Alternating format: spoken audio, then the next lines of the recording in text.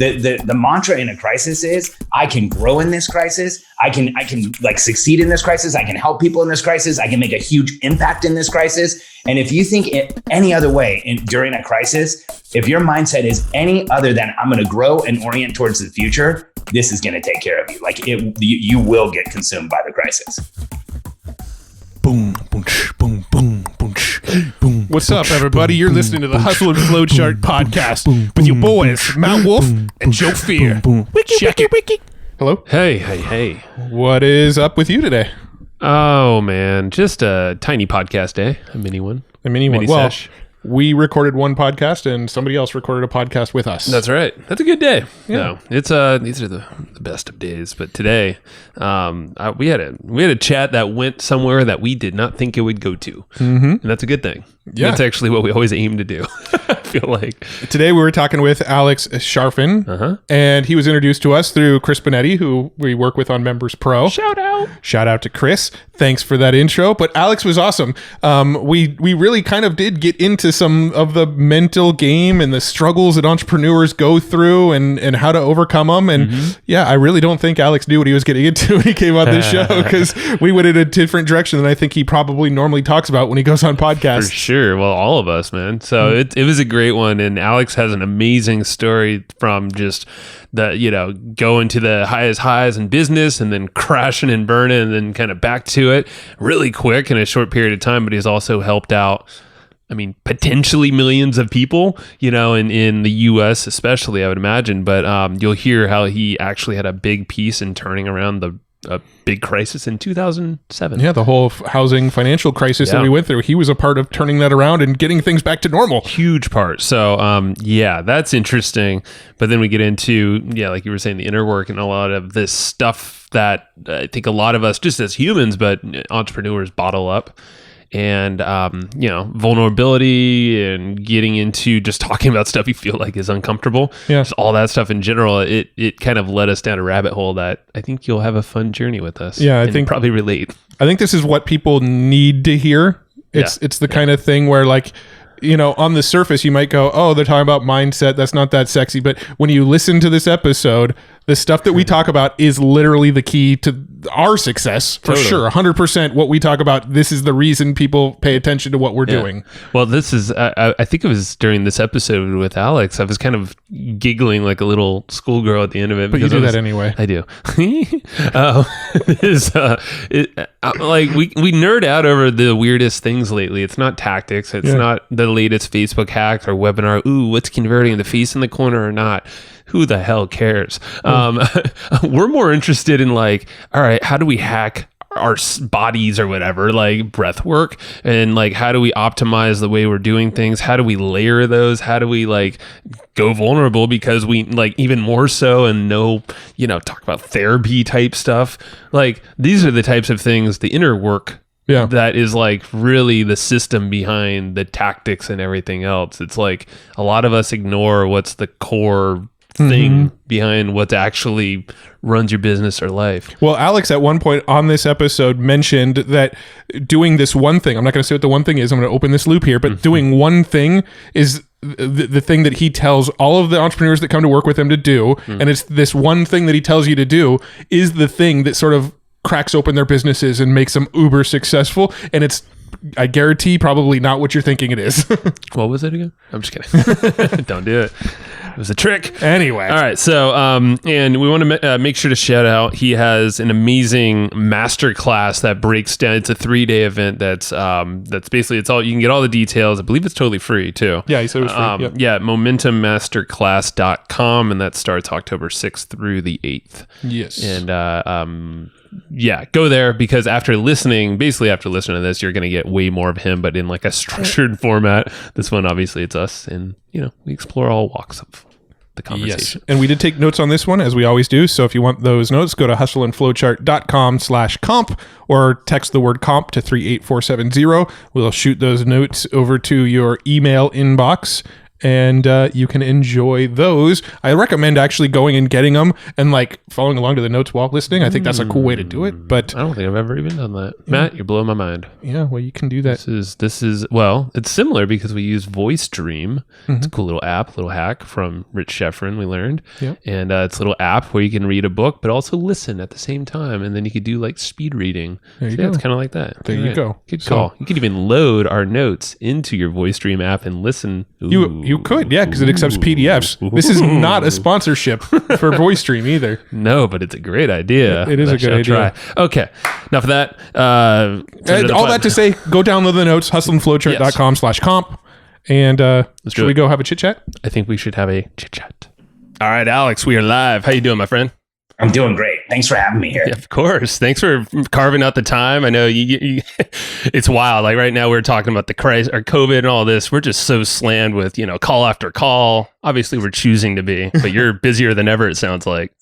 Yeah. I think when the world goes into crisis, I have this policy, almost like this mantra I tell myself: when the world is in crisis, I need to be in momentum. And it's one of those things that I think, offsets what's going on in the world. When I look at a lot of the behaviors out there, it's like when the world is in crisis, I need to go join the crisis. Yeah. And I think that is the most dangerous thing that an entrepreneur can do. So for me, it's world in crisis. I'm going to get into the highest level of momentum I've ever been in. And so, yeah, I'm busier than I ever have been. Not maybe than I ever have been. I'm busier than I normally am.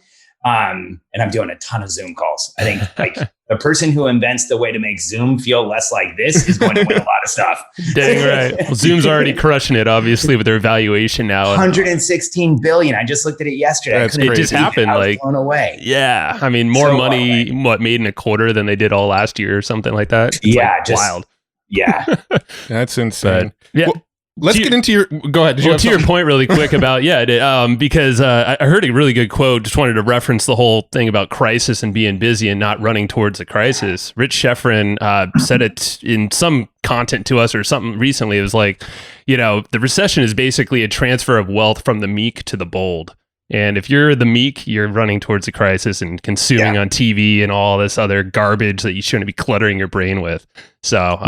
Brings up a good point. I think we should touch on it a little bit in the interview. Well, yeah, I mean, I think Charfen's a pretty bright guy. You can tell when you listen to him, he's been there, he's done that. He's not talking from a theoretical or like a learned in a book space. You can tell he's actually like been in the trenches, been in the arena, had his ass kicked a few times. And it's so true because, if you look at any crisis in the history of humanity, that's where there has been the biggest transfer of wealth.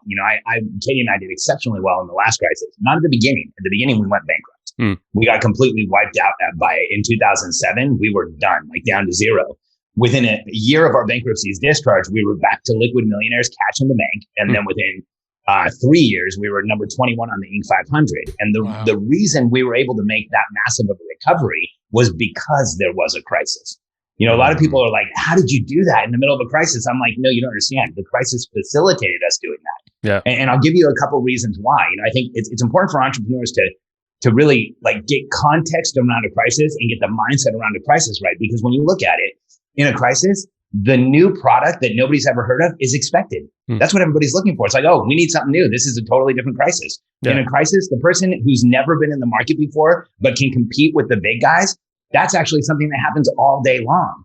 And in a crisis, especially one like the one we're in today, so many people are in pain and have had their lives significantly knocked sideways that they need some type of a solution, some type of an out, some type of help, something to get them to the place out of where they are in pain into the place where they feel like they're back in momentum. And so when I look at crisis, the more people who are in pain, the more that people who've been knocked significantly sideways, the more that has been derailed, the more opportunity there is for entrepreneurs. And I think, unfortunately, for those who are uninitiated and haven't been through a crisis and seen like how much opportunity is here, they tend to kind of fold into like the lowest common denominator and start watching the news or chasing conspiracy theories. Or honestly, these days, I'm shocked by how many entrepreneurs have now become epidemiologists or statisticians or, medical experts. Or like my sister's an ER doctor and an epidemiologist, and she claims less fact than people who have no experience in either of those. It's the marketer, man. People want to talk. Right. It's like, yeah. So I think it's It's interesting. So when the world's in crisis, you can be in momentum. And if you ever like let go of that thought, here's what happens. For entrepreneurs, especially when the world's in crisis, if we think maintain, you're screwed. Maintain means you're going to be knocked 10 steps backwards because the world, businesses have never grown on their own. When I was younger, I used to train women. I was a personal trainer for a short period of time. And I didn't do very well with men, but I really enjoyed training women. Mm-hmm. And one of the things that I would get from my clients all the time is they would come in and they'd say, Alex, I just want to tell you, I don't want to get too big. And my first comment was always like, listen, that doesn't happen by accident. You're not going to wake up one night and go, oh crap, I've got all these muscles. This is horrible, right? Yeah. And so same for entrepreneurship. Like I've never heard an entrepreneur say like, I just don't want my business to grow too much, because business doesn't just grow overnight like lifting weights. You have to do it over and over and over again. And so if you're thinking maintain, you're out of the game already. The mantra in a crisis is I can grow in this crisis. I can like succeed in this crisis. I can help people in this crisis. I can make a huge impact in this crisis. And if you think it any other way during a crisis, if your mindset is any other than I'm going to grow and orient towards the future, this is going to take care of you. Like you will get consumed by the crisis. Oh, all right. Let's take us back, Matt, because this is perfect. That was great, man. Yeah, we're gonna circle back around to that. I want to introduce you to the audience a little bit. Can you? I mean, we kind of jumped in, but I caught a vein of something I had to say something about. Yeah, and we're gonna come back around to that vein, but I want to get the backstory a little bit for the audience to give some more context. So, what were you doing before you were an entrepreneur? And then let's, as quick as you're able to, let's kind of go through your journey a little bit, and then we'll circle back around to some of this. Yeah, you got it, Matt. So I've been an entrepreneur for as long as I can remember. When you say, what were you doing when you were an entrepreneur? In our company, in our content, we have this piece of content we call the 3 awakenings of the entrepreneurial personality type. I feel like there's these 3 milestones that we step through. The first one is when you first knew you were different. I think every entrepreneur has this time period where they look around and they go, man, I really am fundamentally different than the people around me. And for some people, that's 12. For some people, it's 17. Like when I go and speak in front of audiences, sometimes I'll get somebody who says like 47. For me, wow. It was as soon as I encountered anybody outside of my family. So I've always been an entrepreneur. Yeah. The second awakening is we call it when you realize you have this innate motivation, like the engine is on and you can't turn it off. You guys feel that? Oh, that's what got me in the game. Yeah. Around 18 or so. Like, yeah. You have to, right? And then the third one is the call of contribution, like wanting to go out and change things and make a difference and do things in a different way.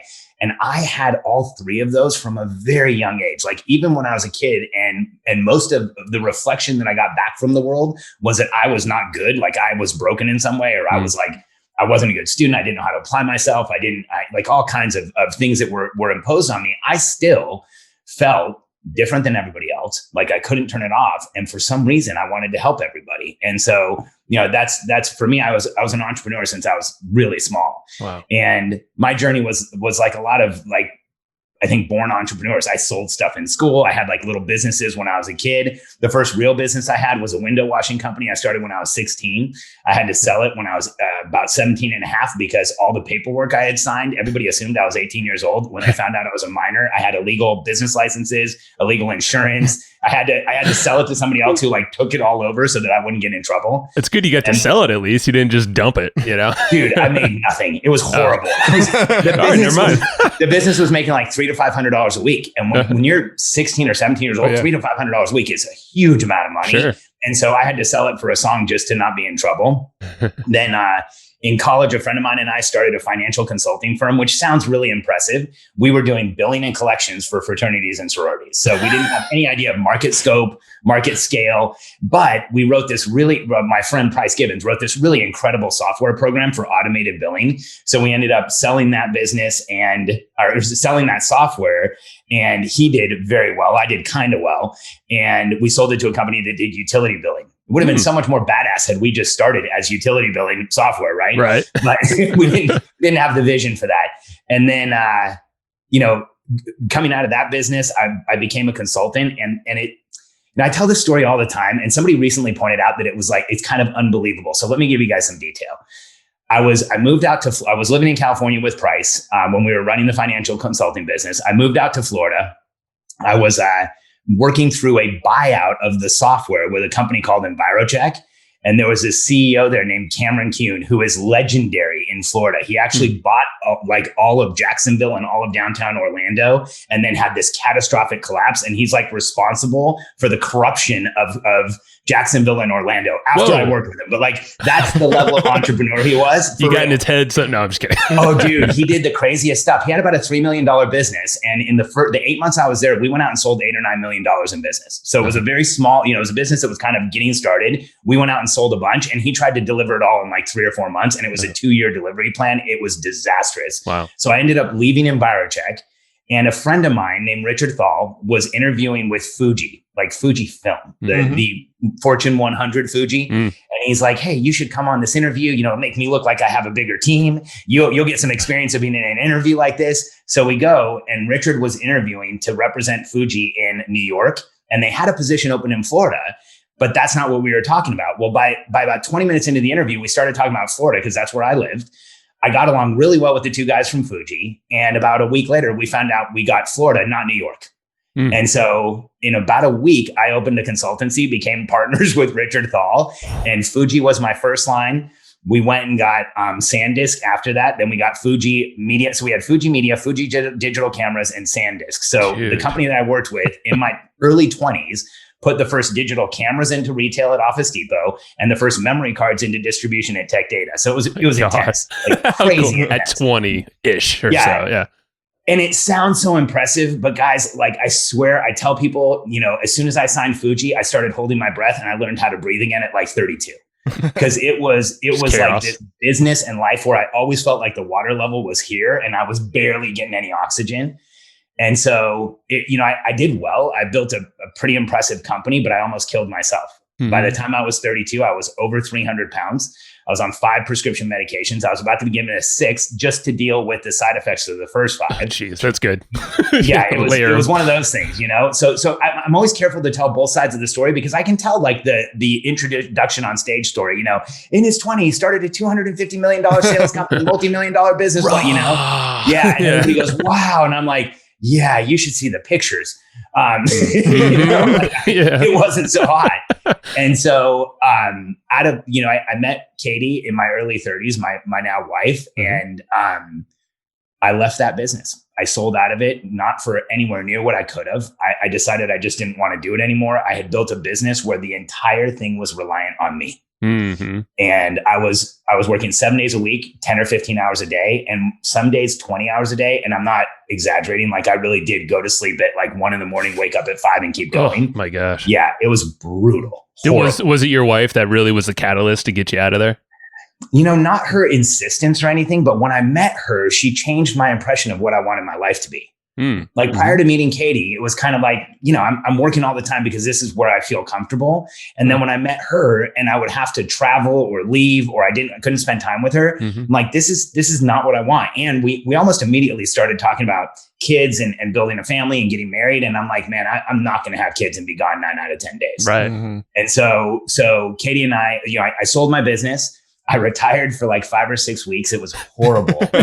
Well, retiring is kind of impossible for a true entrepreneur. Yeah. And Joe, it was like, I think it was probably week 3 where Katie's like, maybe you should find something to do, because I was like a caged lion. I'm like walking around the house all day, like not knowing what to do. I'm like wanting to do something, going on a walk, coming back, getting a glass of water, going on another walk. Like, I didn't know what to do. I have so many ideas, but I can't do anything. And like nothing. So I ended up like, I probably 6 weeks in, I ended up buying a house to rehab as like to fill my time. Sure. So if you're ever in a place where you're looking for a hobby, buying houses, not a good idea. Like, it was a very expensive hobby. Yeah. But within a few months, like really within about 6 to 9 months, Katie got her real estate license. She became one of the top realtors in South Florida. I got my mortgage broker's license. I was doing a ton of mortgages, but where we really made money was we became probably the largest single family home buyers in South Florida. We were transacting somewhere between 12 and 20 homes a month. Whoa. And some we were buying, some we were wholesaling, some we were rehabbing, some we were holding. And over the course of 3 or 4 years, we built this massive 8-figure business. And in 2007, it wasn't the rug got pulled out from us, the floor under the rug collapsed, and then we went through it. Jesus. Yeah. It was horrible. Wow. And so how many homes were you, I guess, under contract, or how many did you own at that time? If you remember. We had gosh, I remember we had something like 80 mortgages that went into foreclosure, but we also owned some properties outright. So I don't remember exactly what the count was, but it was dozens. That's enough. It was tens of millions. Yeah, it was brutal. Wow. And so we ended up, we went bankrupt, and in bankruptcy, this is how we got into the online marketing space. This was really how we entered, was in bankruptcy. We started getting all these notices from the mortgage companies, and I've started reading the foreclosure notices and thinking like, man, this is not how you should do it. Like, this is not communicating well what's going on. People are going to start abandoning houses. People are going to start throwing the keys in the door and walking away. And that ended up happening very quickly. Yep. And I started writing this product, which originally I thought I was going to write a product to help homeowners who were in foreclosure. So I sat down and I'm like, man, this really hurts. It stings now that I've gotten this foreclosure paperwork. I'm gonna help homeowners in foreclosure because I've gathered a ton of expertise on it just by investing in real estate and then by reading and figuring it out. And what ended up happening was that product morphed into the certified distressed property expert designation that we sold to real estate agents. In the first year, in 2007, we made about $100,000. In the second year, we did about 500. Third year, we did 7.2 million. Fourth year, we did 9.9, and we were number 21 on the Inc. 500 list. And so over the course of that product's life cycle, we sold 49,700 units. We had about 47,600 people graduate. So our adoption rate was 96%. Wow. In the information products world, adoption rates are usually 4%, 96% don't adopt. You flipped it. Yeah, we flipped it completely. Over the course of time, it did about $70 million. And in 2013, the US Treasury came to our office and we started the company like in bankruptcy in a rented townhome with the saying, our slogan was solving the foreclosure crisis one homeowner at a time. And the day that I wrote that on a board, I looked like a crazy person because we were bankrupt. We were literally like budgeting for groceries and gas and stuff. And in 2013, the US Treasury came to our office and Lori Maggiano, who was a directory at both the Treasury and then she worked with the FHFA, said that we had pulled forward the foreclosure recovery 5 to 7 years. Get the numbers straight. Wow. So she actually confirmed that we helped the country recover from the foreclosure crisis. And just through better educating people? So here's what happened.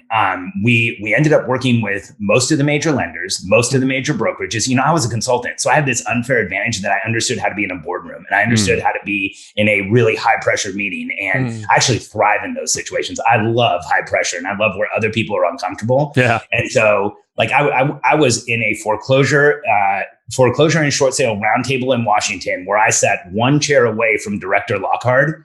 And by the end of that 4-hour roundtable, he was referring to me almost like somebody would ask a question and he'd go, Alex. And then let me answer it, Yeah. And so I had this unfair advantage, but the way that we were able to pull forward the foreclosure recovery was we showed real estate agents how to help people avoid foreclosure. And by avoiding foreclosure, we sped up the recovery process significantly. And calculably, we helped millions of people avoid foreclosure. That's absolutely amazing, man. Yeah. So you're taking your previous knowledge from all these different layers, but then this new digital marketing training thing you put out into the world, 49,700 is that what you said? I went through it. But think about the trickle effect that happened from, not only them, maybe they went through the course, but now other people like the agents, they're all, it's a butterfly effect. It seems like what happened. It was intense. We also had at one point a $99 like software as a service marketing and marketing and information platform. And we had at our height, we had 5,600 people on that platform on a monthly basis. Whoa. So we had the core business and then we had about a $6 million SaaS that sat next to it. So it was a very intense time in our lives. I bet. Wow. That's so cool, man. Yeah, and I heard I think it was from Chris actually, Benetti, who connected us. Shout out, got to put it out there. That guy. Yeah, he is. he's awesome. But the big banks were even shouting you out, right? Like they were all referring business your way, like the Chases of the world and all that. What happened? So this is crazy. So we had this 3-day period where overnight it was like somebody had turned on a faucet and suddenly all these leads started coming in. And then immediately all these sales started coming in. And most of the time we could predict like, I'm going to be on Fox News. We're going to get a bunch of leads. Then once they filter down, we're going to get this many sales. This was out of nowhere. And we had no clue what was going on. I think it was either a 2 or 3 day period. It might've been like end of one day to the full day, next day to the next morning, we figured it out. Somebody faxed us this letter that Citibank was sending out to anybody who was in foreclosure. And instead of sending the foreclosure paperwork first, they were sending a letter that said, there's options, you can avoid foreclosure, contact a certified distressed property expert. And they gave them our website. Whoa. So overnight, we started getting all these people hitting our realtor pages. And then all these realtors were like, oh God, if I don't have this, I can't, like, City's telling me that I can't even work with them. Yeah. So it started to look, it wasn't a requirement, but it started to look like it was a requirement to have our designation. So we got a ton of people that came in that way. So freaking cool. I mean, so awesome. You can't control that obviously, but it seems like you did the work in the boardrooms and all these discussions. And of course, did the work prior to all that too. And then just a perfect blend that happened for you. Yeah. I mean, but you got to understand too, it wasn't always that clean, Joe. What, in 2007, 2008, I was out saying things like, hey, this is going to last 7 to 10 years. And everybody at that time was saying 6 months to a year. And so I was called crazy and Chicken Little and an exaggeration and, that I was not credible. And all of the brokerages and banks that said that I was not credible and crazy and Chicken Little, by 2009, they were our clients, or they were at least taking our advice. And so it was a significant uphill climb at the beginning. Yeah. Yeah. I kind of want to go. I'm just thinking, because I know this is a big part of what you do, is essentially teaching entrepreneurs, small business owners, kind of the way of Fortune 500 companies, how to operate and all that. How did you stay afloat? I'm sure there was a lot of that going on, but with that influx of people, like you said, you would go on Fox News, you would expect some leads coming in or sales. Yeah. How did you handle that influx with just like you saw this unknown wave? Well, you didn't see it. Unknown wave hit you. Now what? There was a combination of things. Well, first, we broke a lot of stuff and we were just candid about it and transparent. And if somebody complained, we would reach out to them and say, hey, you're totally right. What can we do to make this better? We broke stuff all the time, especially in the early days. In fact, I share often this story of a client who's a close friend of mine now. His name's Joe Pryor. Mm-hmm. In 2000, I think it was 2009, he bought our product. We didn't ship him what we were supposed to ship him. We shipped it somewhere else. He called in. We shipped it again, shipped it somewhere else again. He called in a third time. We told him he already received it. So he hung up on us and was like super mad and went on a blog called Active Rain that's really well known in real estate. And he made a post that was titled, don't rush to go out and get your CDP designation. And at the time, I had Google alerts set up for CDP. Yeah. So within 20 minutes of him hitting post, I knew that it had posted. I picked up the phone and called him and I'm like, hey man, I read your post. You're totally right. We screwed up. What can we do to make this better? And my first, right away, I said, Joe, before you say anything, I just want you to know, here's my resolution. I think we should refund your money, send you the materials, let you get the designation. And then, let's call it that's for the pressure and the challenges that you went through, especially at this time. I think that's what we should do.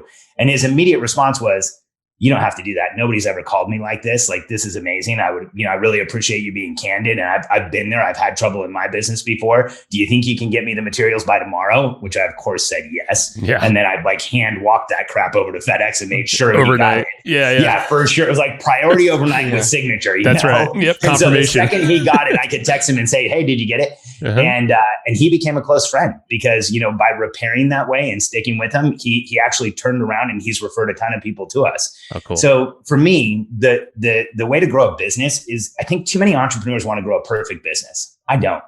I have this saying that I share with our members all the time. Your business is broken. And if things go well, it always will be. Uh-huh. Because a business that has no problems is a business that is out of business. Reality. That's just how it is. 100% of businesses have challenges and problems.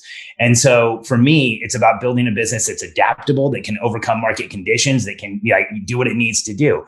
And while not one business that I've ever run have I run it perfectly, as I've gotten older, I've gotten better at creating more coherent and congruent teams, getting out of the way more, letting people take responsibility more. And thankfully, at the time where we had that huge growth, we had an executive team that included my wife, Katie, and I. So there was the two of us and 3 other people. So the 5-person team was able to take care of it. Not perfectly and with a ton of challenges, but we were able to get through it and continue growing. Wow. So what are some of the pieces for the not perfect businesses, which makes perfect sense too? It's almost like this, there's a friend, Angelo Cisco, recently told me, he's like, I'm an 80% kind of guy. I don't try to be perfect. I'm like, and that just impacted me. And I've been living by 80%. I'm like, yeah, I just feel happier. And I feel like business is probably better too and everything else. But what are the things you would sacrifice, I guess, and maybe that's not the right word, but like what's the 20% or so that you would say, okay, well, that doesn't have to be perfect to continue on? Well, it's funny that you use the 80%. So here's how we coach people. So, what our company does today is, well, let me take a step back. What I've always been terrible at in my entire life is process, structure, and routine. And I've always had a hard time getting things done. I've had a hard time like showing up to the same meeting twice and treating it the same way. I've had a hard time getting through the morning, like 2 days in a row, and getting out of the house at the same time. Like I watch other people do it and I'm like, how do they do that? That's so amazing. They just got ready and they didn't even think about it. I'm like, stuck on the stairs somewhere reading a text message or something. And then I get distracted and I'm on a walk trying to think about it. And then I'm like, oh crap, I've got a morning that I need to go attend to. Right. Yeah. And so when I was 10 years old, I got my first written morning routine, right? I created my first written morning routine. It was because I was late to school perpetually. And so I didn't even realize I was doing something that was going to help. I was doing something that I thought was going to like correct how broken I was. I didn't tell anybody about it. I didn't share it with anybody. And it wasn't until I was in like my 30s that I realized like, wait a second, now I've built so much process, structure, and routine. This is what everybody else needs. And so for me, when you say, what 20% do you leave out? Here's how we coach our clients. And this is how we run our company today.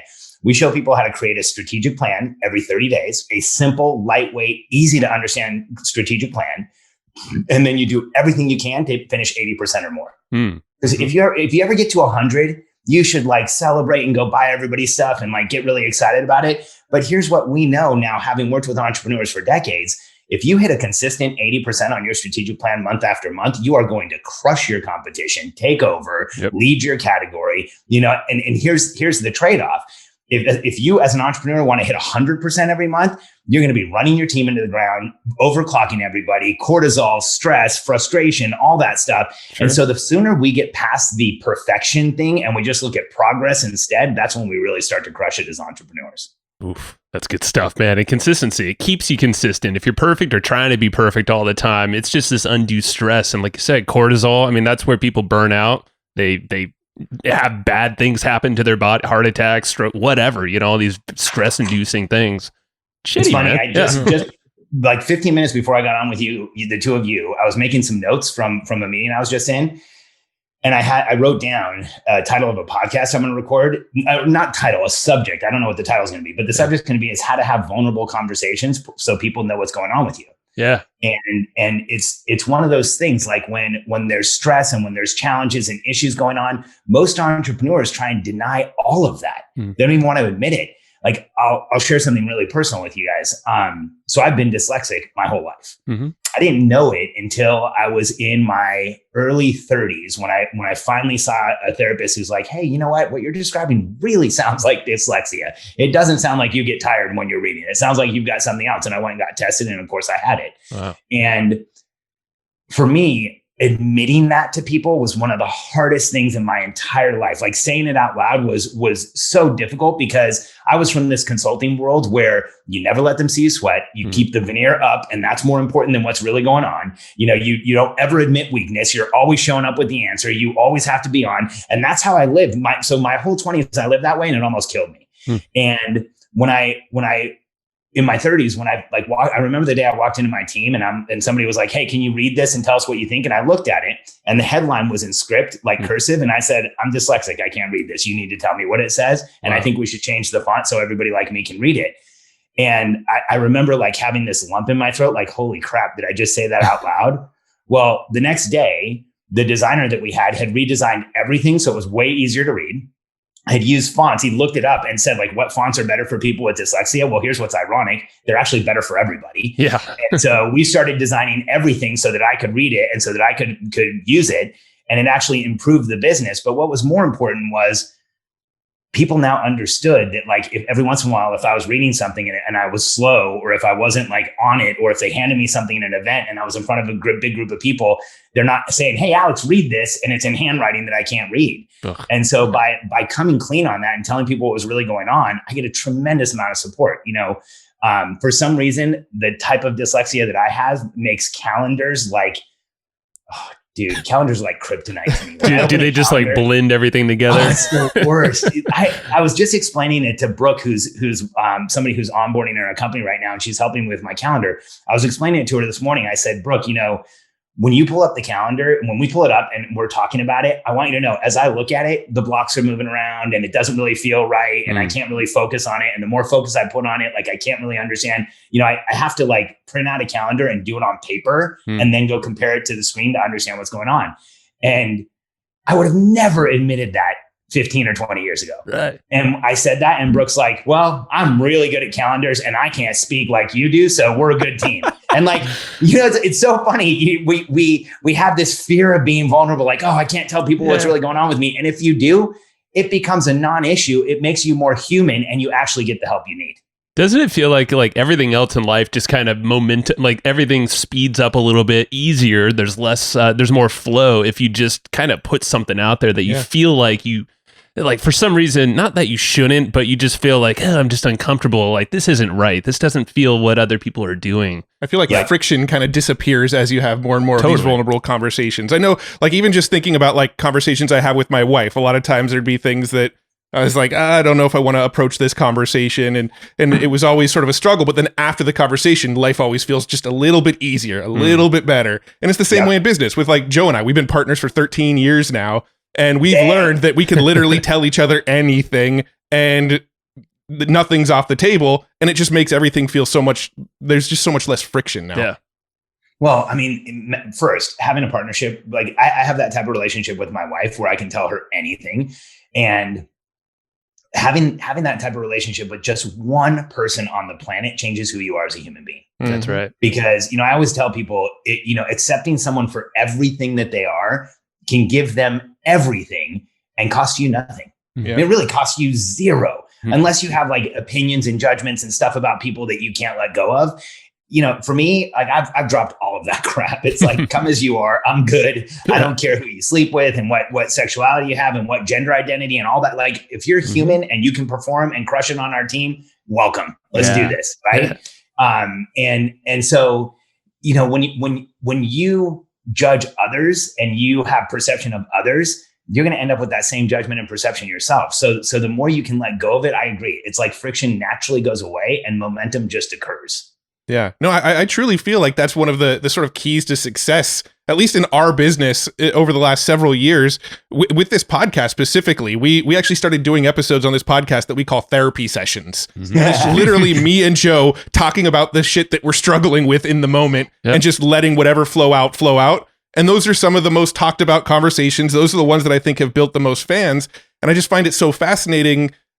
Like, I don't quite grasp why people struggle so much to have those conversations. Obviously, they're called difficult conversations for a reason, but like, after you've had a lot of these conversations and you see how much life gets easier from them, you kind of start to think like, why don't other people see this? And so I'm kind of curious about your thoughts on this, because you said you're going to do a whole podcast episode about it. So, why do you think these difficult conversations have to be difficult?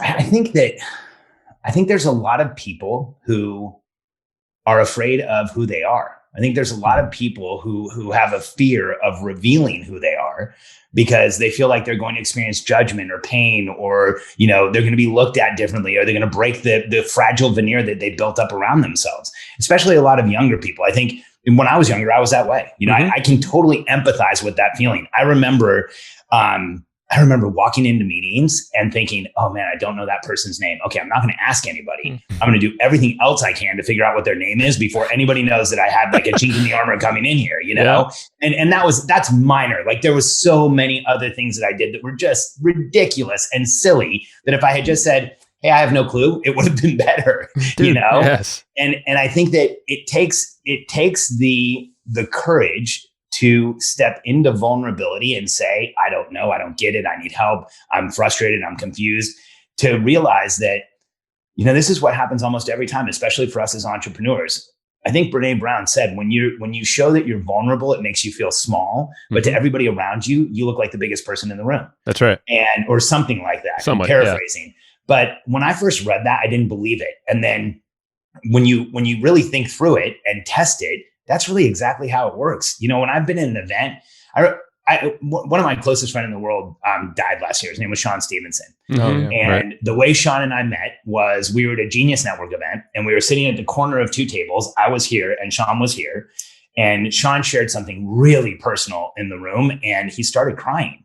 Like in the middle of a mastermind, like not at a time where anybody else was crying. It was like, hey, who's got something going on? And next thing you know, Sean's sharing that he was having some serious trouble and like waking up with night terrors. And he's shared this publicly before. I'm not breaking a trust. And I was like, man, this guy's amazing. And so I reached out and I held his hand and I actually grabbed his hand with my right hand and then I like slid over and put my arm around him. And he just kind of wept for like a half hour, 45 minutes. Wow. And I held him the entire time. And I remember sitting there thinking, Jesus, this is one of the strongest human beings I've ever touched. And Sean was 2.5 feet tall and weighed like 50 pounds and, couldn't walk and was confined to a wheelchair and had osteogenesis imperfecta where his head was huge and his body was small and his arms were all twisted. But dude, in that moment, that was the strongest person I've ever been around in my life. And that half hour of like sitting there and being with him kicked off this incredible friendship that where he would challenge me to be more vulnerable. He would challenge me. I remember I did a Facebook Live one morning and the second I was done, I got a text message from Sean that said something like, hey, that wasn't very good. Let's talk.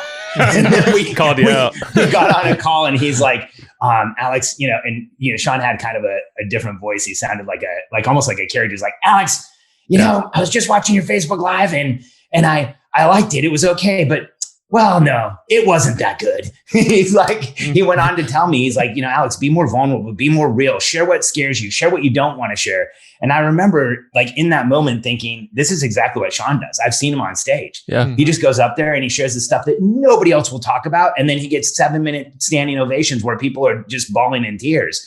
And so I feel like I adopted some of that spirit from him, probably around 2013 or 14. And it's carried me the whole way through. Man, that's so cool. Yeah, I was watching some people post recently. Our buddy Brad Costanzo was posting a dance party that him and Sean had like last year. So I was like, all right, I'll move my hips. So yeah, never got the opportunity to meet him, but everything I've heard about Sean is absolutely amazing. What you just described. And I know he's not wasn't one of judgment either, but I know that's something that like all of us, I know I still, it's like there's like this kind of default mode that a lot of us have.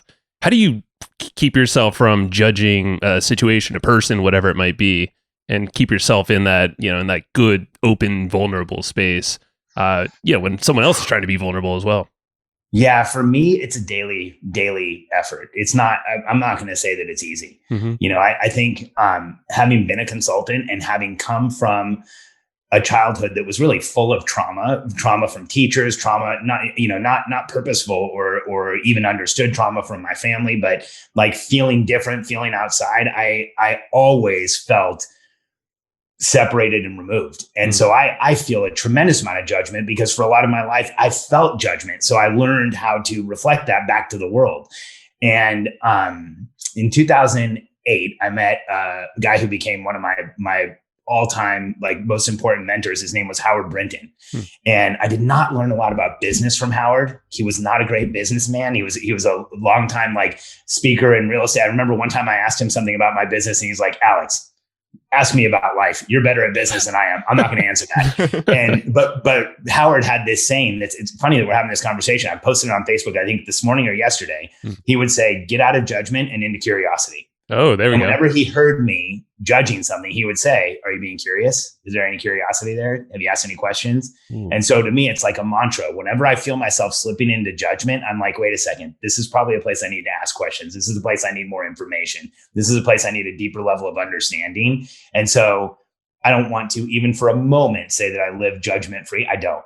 I fight it all the time. It's actually kind of an automatic pattern that comes in. Sure. And I have to proactively say, hey, wait a second. This is one of those situations where I need more information. Yeah. That's so cool. I love that quote. Yeah. It's just, you need a little bit more curiosity right now. Like, so good. It's so good. I will remember that. That's good. Yeah. I mean, I've also found sort of in myself, I can't speak for everybody, but in myself, when I've noticed that like, I don't think about judgment towards others, right? Well, like you said, judgment sort of pops into my brain, but I've gotten pretty good at like noticing when it pops into my brain and then flipping it and going, okay, there's probably more to the story here. So let's back off a little bit. but like that sort of act of making these attempts to stop judging has made me feel like I'm not being judged by others. I feel like there's this sort of reflection thing that happens, right? Where like if I'm judging everybody else, my brain also assumes everybody else is judging me. Where if my brain kind of stops judging other people, it also starts to assume other people aren't judging me. Whether they're judging me or not, I just don't care anymore. I just assume they're not now. And it allows you to be more transparent, more vulnerable, more open, and just share. And that's just some of the realizations I've had. And I don't think this is a topic we've even covered on this show before. Think so. Yeah, that's what it's perfect. we'll go to the depths of different topic. I agree with that. I think it's kind of like the most suspicious person in the room is the thief, right? It's always like that. And when you judge constantly, you train your brain that the world is about judgment. So you train your brain that you are being judged. And then when you can like reduce that, you stop feeling the judgment. Now I'm saying that as somebody who has experienced, bullying and trauma and body dysmorphic disorder and eating disorders and addiction and all kinds of stuff in my life. So there's been times where I've suffered from horrible self-judgment, self-loathing, not just self-judgment, but self-loathing, like literally like sitting there thinking, should I even be allowed to be alive? And that is like, oh gosh, as I even said, I'm getting like goosebumps and stuff. Cause I remember feeling like that even when I was quote unquote successful, when I had money and a business and, people were referring to me as like somebody who was successful, I still had all of this judgment and all of this pain. And it really wasn't until I was in my 30s and started doing really deep personal work and a lot of EMDR and therapy that I started realizing this pattern that I was creating in the world of judging others, my lens was almost exclusively judgment. And so the reflection was almost exclusively judgment. When I finally started to shift that, here's what's interesting. It wasn't that my feelings about other people changed as much as my feelings about myself did. What you're saying hits home. I don't think but like my father passed away last year from suicide and was completely totally, and I've mentioned it a lot on the show here, so it's not new to most of the people listening, but the judgment thing, I know he was full of a lot of judgment. And you said earlier, you reflect what you grow up around. Obviously, we're all sponges as kids and all that stuff. So I think that's what happened to me as well. It almost became a thicker default mode. And after he passed, I started realizing that, but it kind of, I realized the fault in that, but it also brought up even more judgment in a way of others. And I was like, whoa, this is weird. I was like more aware of it, but I felt like I kind of almost defaulted even further into it, even though before I was working on it and all that.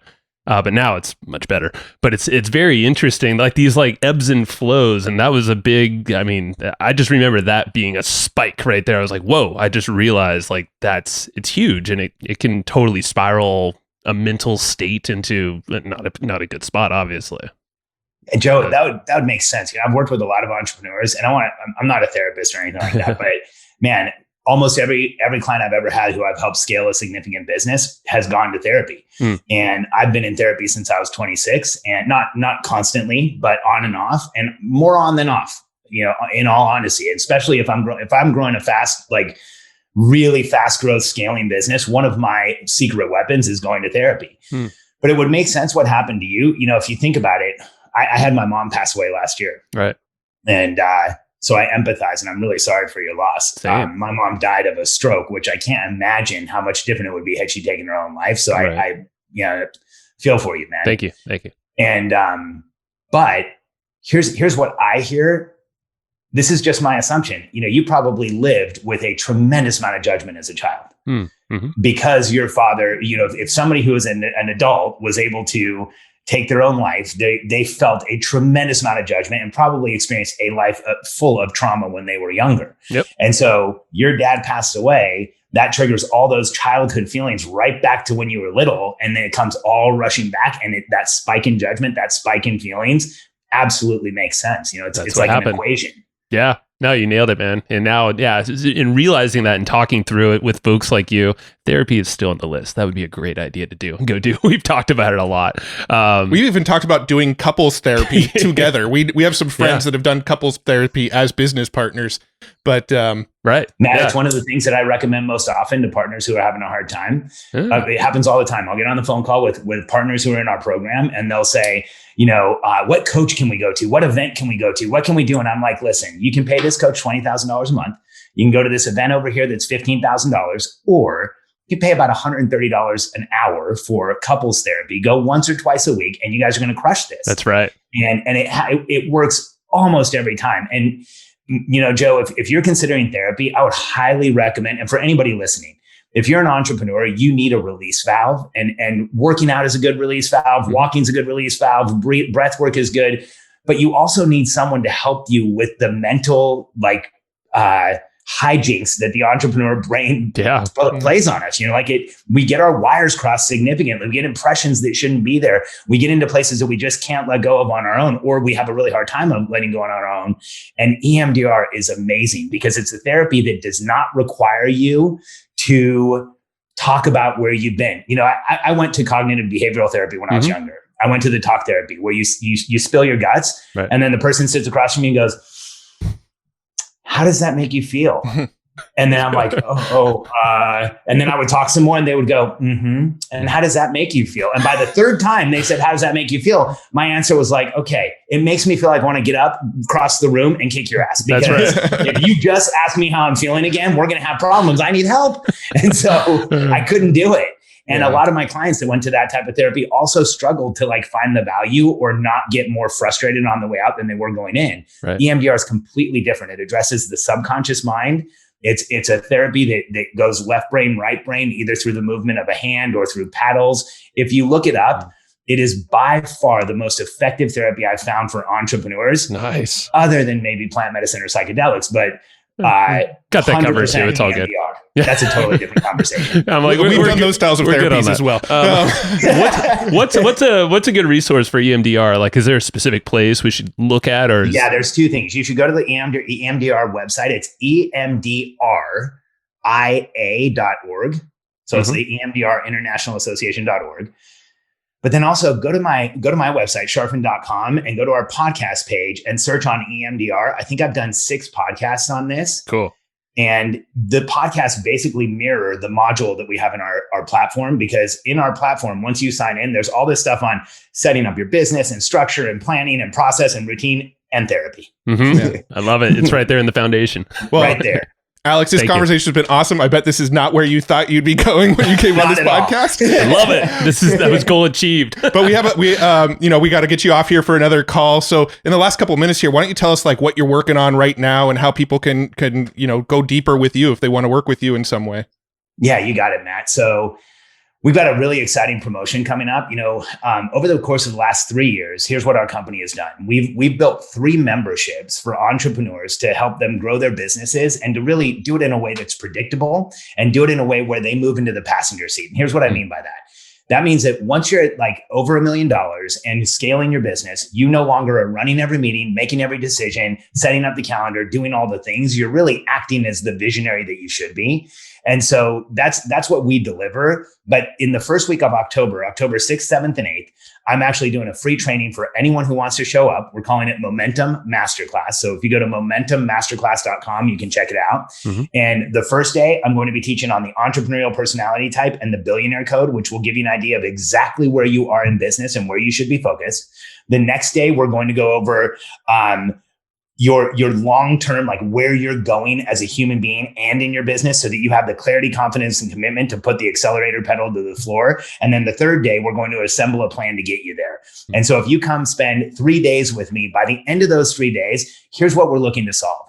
If you've been procrastinating or not making the right moves or knowing that you should do something and you're not doing it, I want you to know something. As an entrepreneur, it's probably a conscientious decision. I know a lot of us beat ourselves up over that. Here's my experience of working with a lot of entrepreneurs over a lot of years, is that when we're holding back, it's often because we know that if we move forward, we're going to break something, hurt somebody, hurt our reputation. And so oftentimes it looks like procrastination. It looks like we're not doing the right things, but reality is we are holding ourselves back from doing the wrong thing. And so at the end of 3 days, whether you're in the position where you've been knocked sideways and you don't know the next thing to do, or this condition in the world has made it so you're overwhelmed. Give me 3 days and we will make it so that at the end of those 3 days, you have the clarity, the confidence, the commitment to get into momentum and stay there. And I'd love to have anybody who's listening check us out. And if the two of you want to come, I'd love to have you there. Yeah, man, that sounds epic. So momentummasterclass.com. We'll link all that stuff and this podcast in the show notes. Alex, I mean, this has been absolutely, it's not where I expected to go, but I know, with EMDR, I mean, Matt and I are both rushing there to check it out. We'll let you know how it goes too, brother. Thank you. Yeah, please do. Please do. And I just want to put this out there. Like, this has been one of the more fun podcasts I think I've done in a long time. So if we ever want to do a round 2, I am 100% open to it. Yes, we definitely will. Thank you. That means a lot. All right, buddy. Have a great one. Thank you, guys. Hey. Thank you for listening to that episode. This is Joe Fear. I'm sure you probably already knew that. And Matt is not here right now, but I'm pretty sure he enjoyed the episode just as much as you and I did, because, he went into the production of kind of making that thing right along with me. So thank you very much. And I want to give a quick shout out to our buddies over at Easy Webinar. These guys have been supporting us for a long time. And Casey Zeman is just a super good guy all around. He's actually been on the show before. He's the founder of Easy Webinar. So if you look up Casey Zeman on any podcast platform you're listening to, go check him out. Go check out his backstory, what he's all about. You can learn a lot about webinars as well.